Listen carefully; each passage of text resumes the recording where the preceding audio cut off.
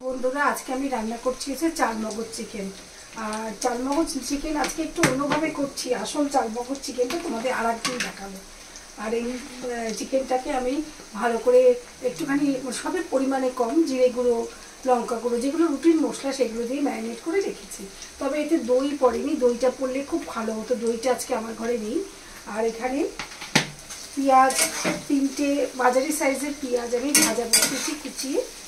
আর এখানে আমি 10টা মতন কাজু আর পোস্ত, ছোট একদম ছোট চামচে 2 চামচ পোস্ত, আর চালমগজও খুব 1 চামচ চালমগজ আমি এখানে বেটে রেখেছি। আর এর জন্য অল্প একটু আদা রসুন পেস্টও লাগবে, অল্প একটু আদা রসুন পেস্ট ব্যবহার করব। আর ব্যবহার করে আর রান্নাটা কিন্তু পুরোপুরি করছি আমি সর্ষের তেলে। আর তাহলে তোমরা জানিও কাদের এরকম চালমগজ চিকেন ভালো লাগে। এবং এই রেসিপিটাও তোমাদের সঙ্গে শেয়ার করলাম, তোমরা এই রেসিপিটা তোমরা করে খেয়ে দেখতে পারো। চলো রান্নাটা পুরোটা করে নিই, আবার তোমাদের কাছে পুরোটা আমি দেখাবো। চলো, পেঁয়াজটা প্রায় ভাজা হয়ে গেছে। আর এটা আমি অল্প একটু আদা রসুন পেস্ট দিয়ে দিয়েছি, খুবই কম পরিমাণে আর কি দিয়ে দিয়েছি। আর এটাকে একটুখানি ভেজে নিচ্ছি আর কি, যাতে কাঁচা গন্ধটা চলে যায়।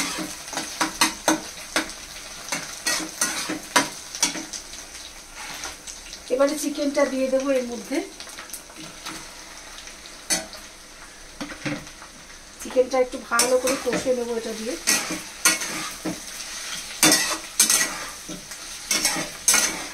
তবে তোমাদের বলেইছি এটাতে যদি একটু দই পড়তো না আর একটু ভালো হতো, কিন্তু আমার কাছে দইটা নেই, ভুলে গেছি।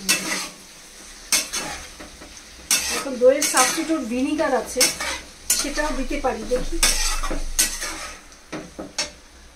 এবার এটাকে কষতে হবে অনেকক্ষণ। আর এটা কিন্তু খুব কম জলে রান্না হয়। আর যে আমরা একটুখানি, আমার কাছে নকুলদানা আছে সেটার ইউজ করলাম, এটা একটুখানি নকুলদানা দিয়ে দিলাম। তোমরা সামান্য চিনিও দিতে পারো।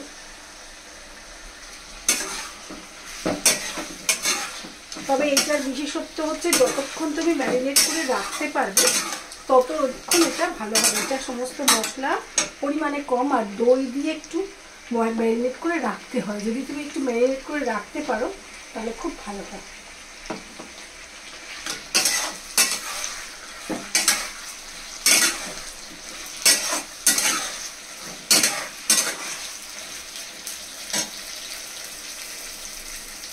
চলো একটুখানি ভিনিগারটা নিয়ে আসি। চলো, এবার অনেকটা কষে নিয়েছি। এবারে আমি করি, এটার মধ্যে এই যে পেস্টটা যে করে রেখেছি চালমগজ, পোস্ত, কাজু দিয়ে, সেটা একটু দিয়ে দেবো।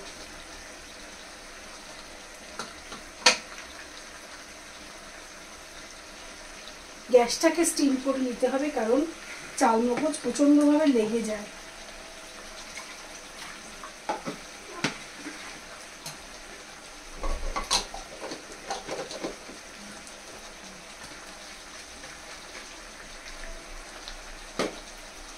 চলো এটাকে ভালো করে কষতে থাকি, কারণ নাহলে চালমগজ তো খুব লেগে যায়, কাজু চালমগজ দুটোই খুব লেগে যায়।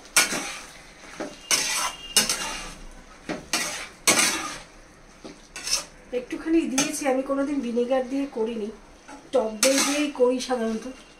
তবে একটুখানি ভিনেগার দিয়েছি, জানি না কেমন টেস্টটা আসবে।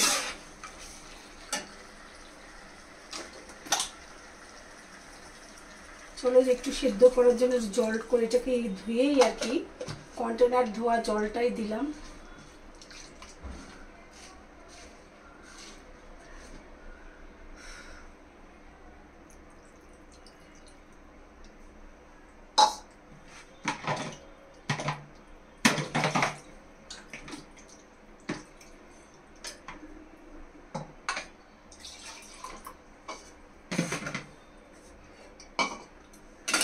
জলটা একটু কম দিলেই ভালো হয়।